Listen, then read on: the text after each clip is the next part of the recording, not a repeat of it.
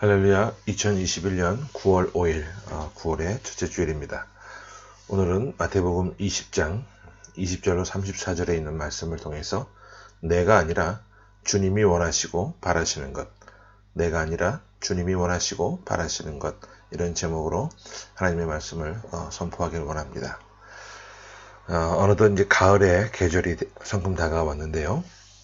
계절만큼 우리도 더 성숙하고 또 열매 맺는 그런 귀한 시절들을 맞이할 수 있게 되기를 간절히 소원합니다. 예전에 한국에서 이맘때쯤 어린 아이들을 데리고 여름 캠프 성경학교를 진행하곤 했었습니다. 그 당시에 아이들이 울고 불면서 기도하고 또 말씀 들으며 함께 찬양했던 모습이 지금도 생생하고요. 그때 가르치던 아이들이 성장해서 결혼을 한 아이들도 있고 아직 결혼을 하지 않은 그런 아이들도 있는데, 그 중에 태어날 때 시각장애를 안고 태어났던 예찬이라고 하는 아이가 있었어요.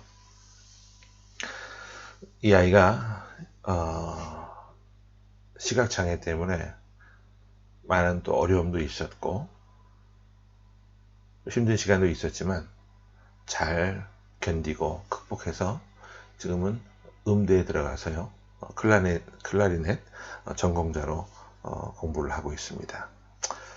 몇 년 전에도 그 예찬이 엄마 되는 우리 샌드아트 작가로 활동하는 박성경 집사님이 저희 교회도 오셨었는데, 그때 그 예찬이가 집회 때 강대상 제일 앞부분까지 나와서 무릎을 꿇고 강대상에 두 손을 올려대면서 눈물로 기도했던 그 모습이 지금도 생생해요.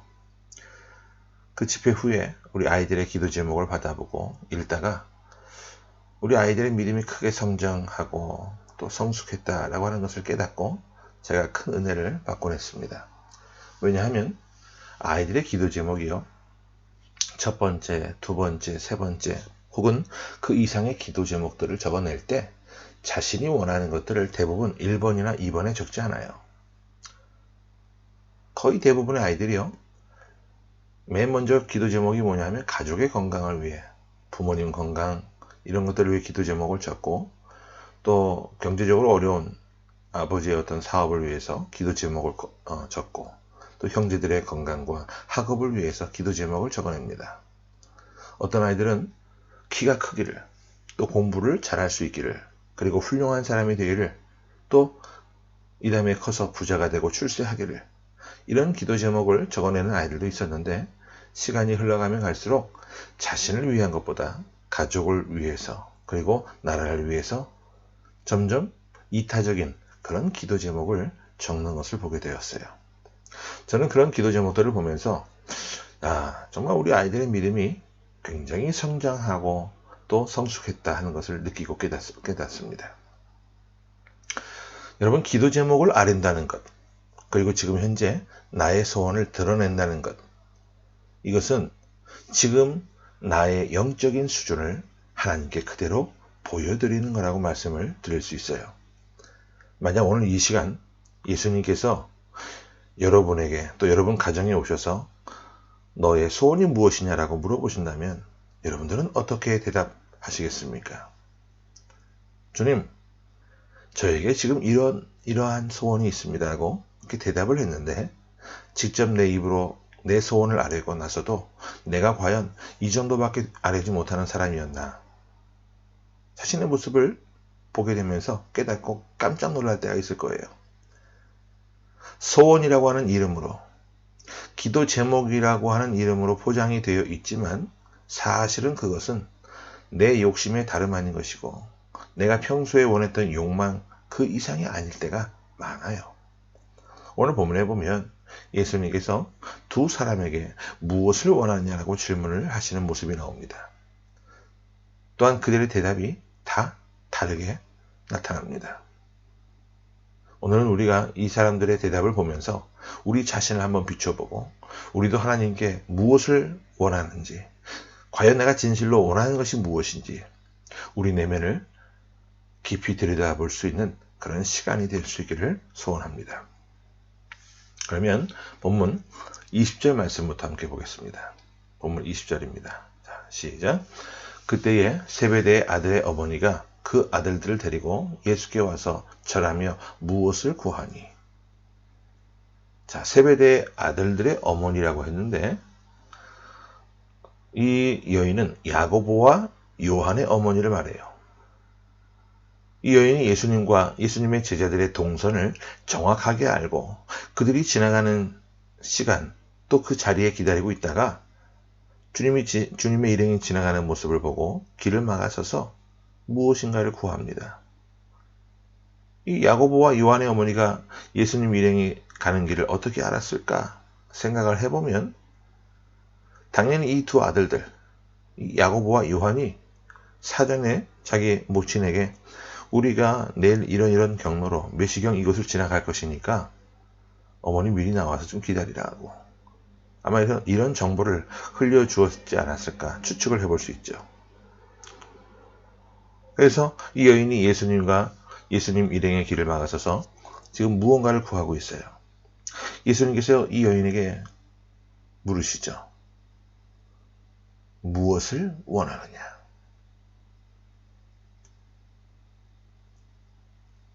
우리 21절 말씀을 한번 보겠습니다.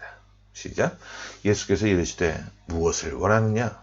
이르되 나의 이 두 아들을 주의 나라에서 하나는 주의 우편에 하나는 주의 좌편에 앉게 명하소서. 니 하우시아마나 무엇을 원하냐? 그러자 그 여인의 대답이 뭐예요? 인사청탁을 하고 있는 것이죠. 이 여인이 생각했던 것은 예수님께서 지금 예루살렘으로 올라가고 계시는 길인데 예루살렘에 올라가면 당연히 로마를 무찌르고 로마를 전복시키고 영광의 자리에 주님이 앉으시고 왕이 되실 것이다. 그러면 예수님의 12제자들이 한 자리씩 차지하게 될 것인데 그때 내 아들 하나는 주의 우편에 하나는 또 주의 좌편에 넘버 1과 넘버 2의 자리에 사랑하는 두 아들들이 자리하면 좋겠다. 이런 마음을 갖고 주님께 이 두 아들을 부탁하고 있는 거예요. 그런데 여러분 이 시점을 자세히 살펴보면 오늘 우리가 본문으로 삼은 20절 앞부분에 보게 되면 예수님께서 세 번째로 순환을 예고하신 말씀이 나옵니다. 제자들에게 주님께서 순환 예고를 3번씩이나 하셨는데 3번 똑같은 말씀을 하신 거예요. 내가 예루살렘에 올라가면 왕이 되는 것이 아니라 내가 고난을 받게 될 것이고 사로잡혀서 모욕을 당하고 십자가를 지고 죽음을 맞이하게 되는데 3일 만에 다시 부활할 것이다. 이 말씀을 3번씩이나 하신 이후에 예루살렘으로 가는 그 길에 이 여인이 길을 막아서고 있는 거예요. 주님께서 예루살렘에 올라가시는 건 확실하지만 예루살렘에 올라가셔서 우리가 생각하는 그런 인간적인 의미의 왕이 될 생각이 전혀 없는 분이시다는 거예요. 고난을 받고 십자가를 지고 돌아가시고 부활하셔서 사망 권세를 이기실 왕의 왕 중의 왕이 되실 분이시지 이 땅을 다스릴 왕이 될 만한 그런 생각을 갖고 있는 분이 아니셨다라는 거예요. 그런데 이 여인은 무엇을 원하냐라고 묻는 그 주님의 질문에 자신 속에 있는 무엇을 욕망을 있는 그대로 표현해 버렸습니다. 이것은 야고보와 요한도 마찬가지예요. 그들도 역시 어머니에게 이렇게 미리 자신들의 동선들을 알려주었을 만큼 주님 곁에서 한자리 하고 싶은 그런 욕망으로 충만했던 사람이었다는 것이죠. 그러면 야고보와 요한만 그랬을까요? 그렇지 않아요. 다른 제자들도 인간적인 그런 욕심을 가지고 있었던 것을 보게 돼요. 그 증거가 24절에 나옵니다. 같이 보겠습니다. 자, 시작. 10 제자가 듣고 그 두 형제에 대하여 어떻게 분이 여기거늘. 왜 그들이 분이 여겼습니까? 우리가 먼저 선점당했다라고 느꼈기 때문이에요. 우리가 먼저 주님께 아뢰 써야 하는데 야고보와 요한이 어머니를 동원해서 먼저 이렇게 치고 들어왔다. 그래서 화를 내는 거예요. 우리는 야고보와 요한 그리고 나머지 제자들의 모습을 통해서 우리가 주님께 가지고 있던 여러 가지 세속적인 욕심이 있었음을 우리도 깨닫고 고백하게 돼요. 우리 마음속 깊은 곳에는 예수님 자체가 목적이 아니라 예수님을 통해서 내가 출세하기를 원하고 예수님을 통해 더 많은 것을 누리고 더 많이 가지기를 원하고 믿음이라는 이 신앙이라는 이름으로 포장만 해놨을 뿐이지 사실 그 포장을 벗겨놓고 보면 내 욕심에 진배 없는 그런 기도 제목들을 갖고 주님께 아뢰었던 적이 한두 번이 아니었음을 여러분 스스로 잘 아실 겁니다. 오늘 주님께서 우리에게 오셔서 무엇을 원하느냐라고 물어보신다면 그 질문에 우리는 깊이 생각하고 대답을 해야만 됩니다. 과연 이것이 내 욕심을 위한 것인가? 하나님 나라를 위한 것인가?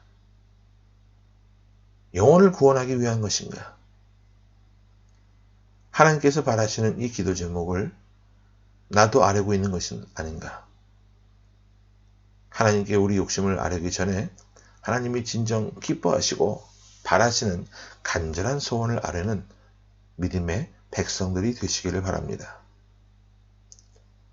자, 이어서 예수님께서 길을 또 옮겨서 다시 길을 가시는데 이번에는 두 명의 맹인들을 만나게 돼요. 자, 30절을 보겠습니다. 자, 시작. 맹인 두 사람이 길가에 앉았다가 예수께서 지나가신다 함을 듣고 소리질러 이르되 주여 우리를 불쌍히 여기소서 다윗의 자손이여 하니. 자, 맹인들은 앞을 보지 못하여 그래서 귀로만 예수님에 관련된 소문을 들었던 사람들입니다. 예수님께서 마침 자신들이 살고 있는 마을을 지나가신다는 이야기를 듣고 그들은 방향을 알지 못하지만 목청을 다해서 외쳐요. 주여 우리를 불쌍히 여기소서 다윗의 자손이여.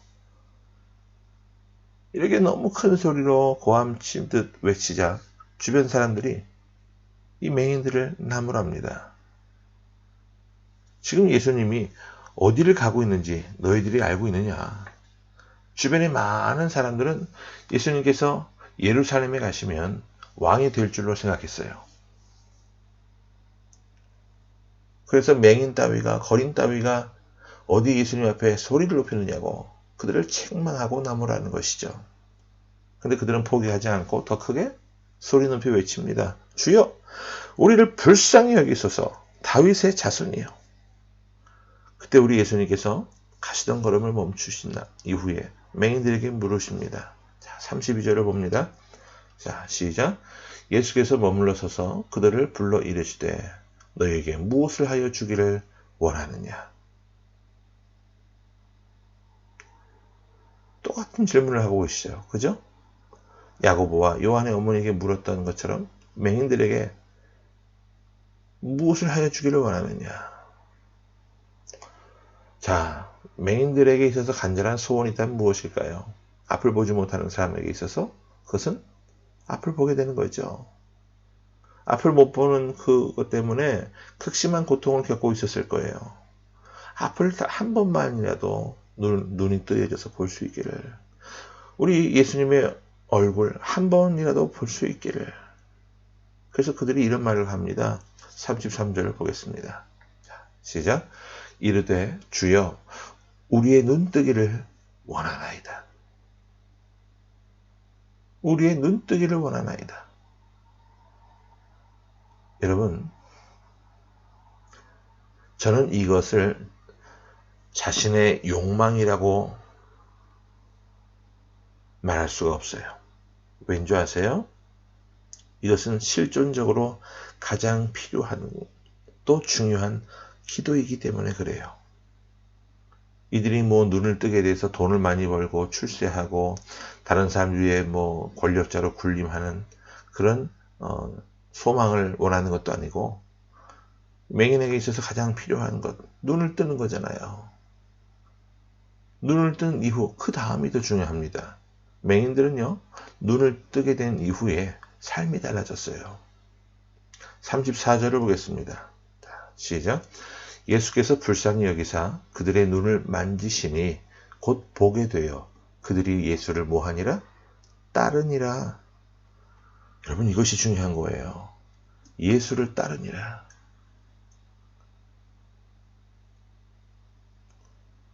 놀라운 일이 일어났습니다. 언제? 눈 뜨게 된 이후에. 그들은 눈을 뜨게 된 이후 고향으로 돌아가지 않았어요. 눈을 뜨게 된 이후에 사랑하는 사람을 만나거나 친구를 만나기 위해서 달려가지도 않았습니다. 눈 뜬 뒤에 거린 생활을 청산하고 돈 벌어야 하겠다 생각하고 돈 벌러 가지도 않았습니다. 뭐 했어요? 예수 그리스도를 따랐어요. 그래서 예수님께서는 이 두 사람의 이 거린들의 믿음을 보시고 눈을 뜨게 해주셨고, 눈 뜨는 것이 이들에게는 저주가 아니라 오히려 그 뜬 눈으로 주님을 바라보고 주님을 따를 수 있게 된 것. 주님은 그들의 믿음을 보시고 그들의 눈을 뜨게 해주신 거예요. 우리는 오늘 야고보와 요한의 어머니, 그리고 야고보와 요한, 또한 다른 제자들의 욕망을 보고 두 맹인들의 간절한 기도의 제목을 우리가 보았습니다. 여러분은 과연 무엇을 원하고 계십니까? 우리 주님께서 내가 원하는 것, 내가 원하는 그 어떤 동기, 생각들, 계획들 다 알고 계셔요.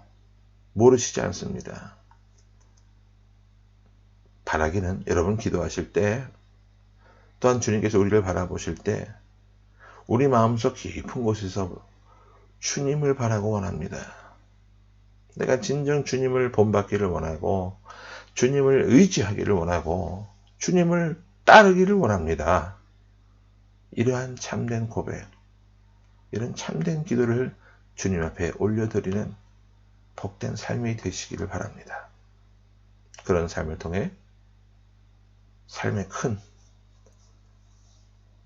은혜와 동행하시는 하나님의 크신 손길을 경험하는 한 주간이 되기를 바랍니다. 지금 비자 연장일 거부당해서 어려운 지경에 있는 분들이 참 많더라고요.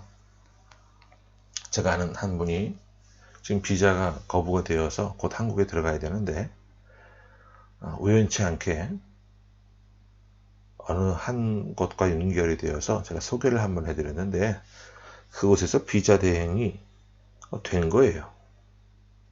다시 있게 될 수 있는 길이 열리게 된 거예요. 제가 어젯밤에 그분에게 문자를 보냈어요. 아무개 사장님, 위기란 말이 있습니다. 위험이란 것과 기회가 공존하는 말인데 우리 박 사장님에게 이번 일이 기회가 될 것 같습니다. 그런데 그 기회는 쉽게 다가오지 않습니다.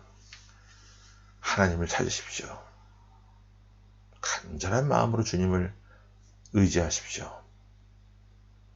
이 시간을 통해 하나님을 전적으로 믿고 의지해서 더 큰 복을 받는 그런 자리에서는 하나님의 신실한 자녀가 되어보라고 제가 권면하는 글을 보냈어요.